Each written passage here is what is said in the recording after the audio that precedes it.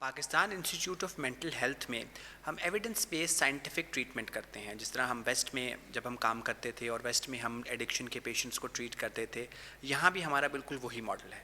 पहले कुछ दिन हम साइंटिफिक एविडेंस बेस्ड डिटॉक्सिफिकेशन पे काम करते हैं कि जो भी मनशियात पेशेंट ले रहा है उसके असर को ज़ायल करने के लिए अच्छी और मेयारी अद्वियात दी जाएँ कि वो कम से कम तकलीफ़ के साथ उस नशे के असर से निकल सके।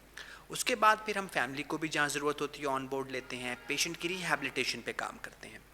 ये बाकी रिहैब सेंटरों की तरह नहीं जहाँ बंद कर देते हैं, मार देते हैं। हमारा पूरा एक इंस्टीट्यूट ऑफ मेंटल हेल्थ है जिसमें हमारा फोकस डिटॉक्सिफिकेशन से रिहैबिलिटेशन तक जो पूरा स्पेक्ट्रम है उस पे होता है। फिर हम पेशेंट के इंटरेस्ट के हिसाब से उसकी रिहैबिलिटेशन प्लान करते हैं कि उसको खाने पकाने का शौक़ है, पेंटिंग का है, मोटर मैकेनिक बनने का है, अकाउंट्स का है, उसके हिसाब से हम उसको एंगेज करते हैं।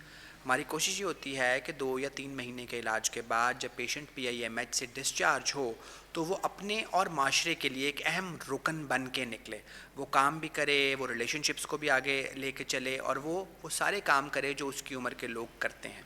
तो अगर इस किस्म का एविडेंस बेस्ड ट्रीटमेंट डिटॉक्सिफिकेशन से रिहैबिलिटेशन तक आपको रिक्वायर्ड है तो ऐसी सर्विसेज हम आपको Pakistan institute of mental health में ऑफ़र कर सकते हैं। Thank you.